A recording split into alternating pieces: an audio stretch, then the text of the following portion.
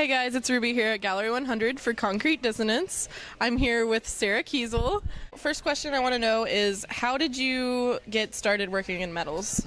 In high school, there was a jewelry class offered, and I took that. And then there was also AP, so I decided to do that, and then I got college credit through that from testing in it. So then when I got here, I had already started in it, and I really liked it, so I stuck with it. Nice. So I noticed a lot of your work has a lot of shapes, very distinct geometric shapes. Why shapes? At first, I didn't know. I hate drawing, so it was stencils. So it was like circles and squares from that. And then after that, I liked how the repetition, you could build different things off of the shape, so it didn't like just look like circles or squares. So I liked being able to try to camouflage the shapes I was using, but you could still look at it and know that it's all made out of circles or squares or triangles or whatever. Cool. So do you have any favorite process of working with metals, or like any favorite type of jewelry? Like, do you prefer necklaces or something like that, or? I've been on a ring kick lately where I've been making a lot of rings. Actually, I don't know if you can see it, but the triangle one here is the one I made recently. I like enamels a lot as a technique because it adds colors to the metal that's not typically of the metal, like how I have the purple. And I also like grommets, which is like a circular rivet that will like make stuff spin. So not that you can see, but that ring spins on its ring shank. So when you're wearing it, it can be like a little propeller type of thing. And I find that really fun. That's really cool. Well, your work is really great, and congratulations. Thank you. Thank you. Hey guys, it's Ruby here at Gallery 100 for Concrete Dissonance. I'm here with Adrian Morales. I was wondering if you could just start by telling me a little bit about this body of work. It seems pretty eclectic, but if you could tell me your idea behind it. I kind of use mechanical objects and I kind of turn them into, I don't know, kind of what they are now. But so I kind of try and take objects that have been like recycled, that people don't use anymore, and kind of try and give them new purpose, a new life or something. Nice. So on your, are they ceramic or clay pieces, the like pots? This one is ceramic. The propane, well, not propane tank, but the blue is actually all ceramic, and then this is metal added to it. Oh, that's very cool. I had no idea. I thought that was all just like a big piece of metal. Nice. And I noticed some of your work you incorporate, it looks like drawing or painting into it. Yeah. Are you, do you work in two-dimensional drawing originally, or did you just like start doing both at the same time? I took Kurt Weiser's China painting class, and then I fell in love with painting too, and so I've been painting on ceramic too. So it's very nice. Yeah, That's really great. Well, congratulations. The show looks really good, and thank you so much. Yeah, no problem. Thank you.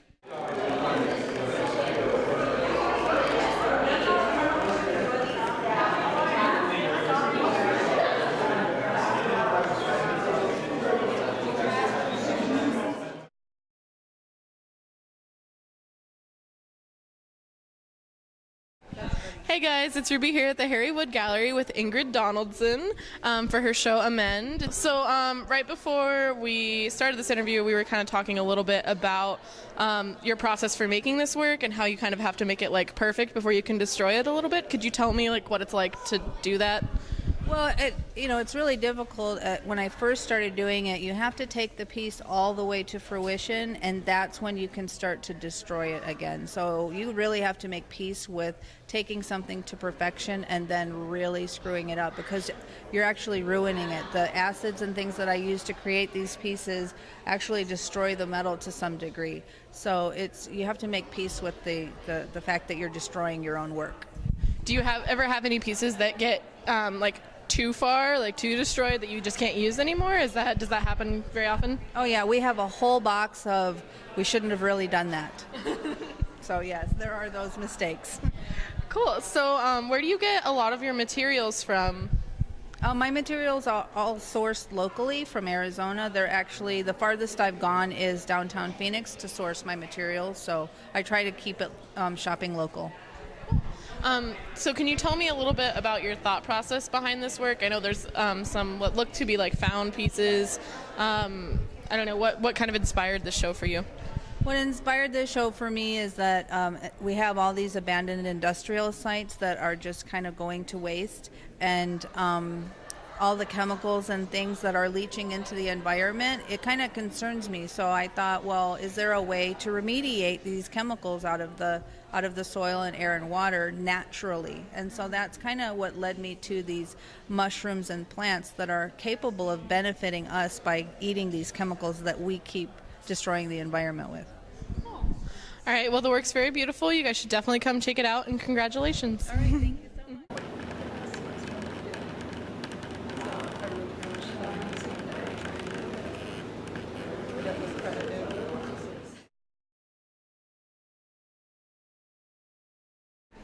Hey guys, it's Ruby here at Northlight Gallery with David Shannon Lear for his MFA show, Ellipse. So first of all, I was wondering, why did you choose to shoot in black and white?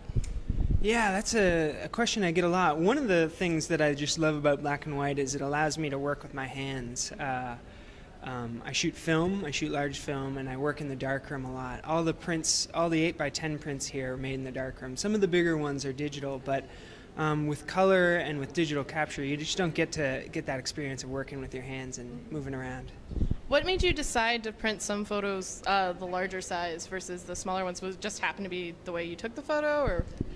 They're all the same kind of film, so all of them could be large, but there are some that really just spoke to me that felt like they needed to be kind of entered into in a way, you know, that one could stand in front of it and imagine one inside that space. So did any of that have to do with why you decided to do some of the long exposure ones? Because I noticed a couple are very long exposures, they seem like. Yeah, so the decision whether or not to do long exposure came before I took the picture, and it was about being able to capture something in particular. Like, for example, this one, I wanted to capture that line of the moon. That's the moon as it sets, so it's an all-night exposure.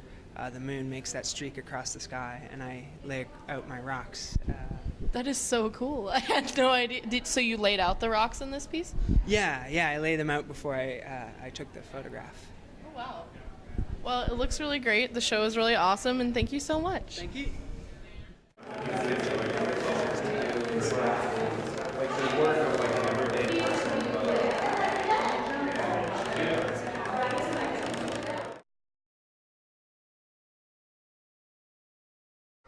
Hey guys, it's Ruby here at the Harry Wood Gallery with Kelly O'Brien for her MFA thesis show One Day Late in the Afternoon. First of all, I wanted to ask you about if you could just give me like a brief synopsis kind of your artist statement, or what led you to come up with this body of work? Yeah, so I started thinking about unintentional still lives that happen in our sort of daily lives, things that get placed and misplaced, and the interaction between maybe some objects that seem totally random with another grouping that's connected in some way, and then thinking about how to maybe lead the viewer in a little bit of a story there, a little bit of narrative without giving away too much. So are all of the pieces in the show hand-built, or how did you go about making these pieces? Yeah. So everything in the show is coil and pinch. It's all made one at a time, coils, pinched. Mm-hmm. So could you describe that process just a little bit for people who aren't really familiar with it? Sure, yeah. So it's totally a hand-built process, and I'll roll a long coil, put it in the shape that I want, and basically attach another coil to the top of it.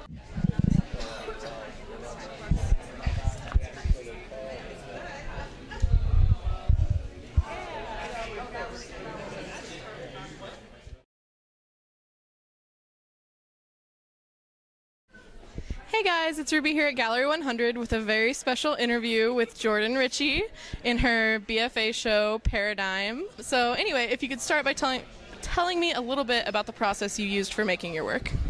My work is made with a process called tintypes, which dates back to the 1800s. So it's made on a sheet of aluminum, about 5 by 7 inches. And I coat the plate. I do it 2 different ways. I do it with the original process and then a more contemporary version. So I coat the plate with material that kind of acts like a gelatin that kind of holds the image in. And then I put it into the camera. It's a view camera, which for people who don't know what a view camera is, it's those cameras you see in old movies that have the big bellows where you go under the sheet. And then I photograph my model, which takes about 10 to 60 seconds depending on the lighting. And then I go in and develop the plate, and it's directly a positive onto the sheet of metal. So it creates a one-of-a-kind image. You can't duplicate the image unless you scan it in and then print out a print. So how did you go about choosing your models? I really wanted to photograph people I cared about, so I started by photographing my friends. I was the first one, just saying. And then I went on to photograph my family to kind of examine like the difference between those relationships. And I've kind of been expanding to photograph people I know a little less well. I really want to eventually get to the point where I can photograph strangers, because I think it'd be really interesting to see the difference between those different portraits. Okay. Last question. How did you decide to lay your portraits out on the wall? I noticed they're not linear, so I was wondering how you came to that decision. I originally was going to have them be linear, but I didn't feel like they were really communicating well. I felt like they were kind of lifeless on the wall that way. And then I considered a grid, but I kind of felt the same way about that. It felt really stiff. So I was talking to like my faculty mentor, and we decided to lay it out on the wall in a much more fluid manner. The portraits just flow a lot better that way. They have a lot more life. I'm able to make like associations between each image, but it just works a lot better that way. Well, congratulations, Jordyn. The show looks great. You did it! Thank you. Thank you.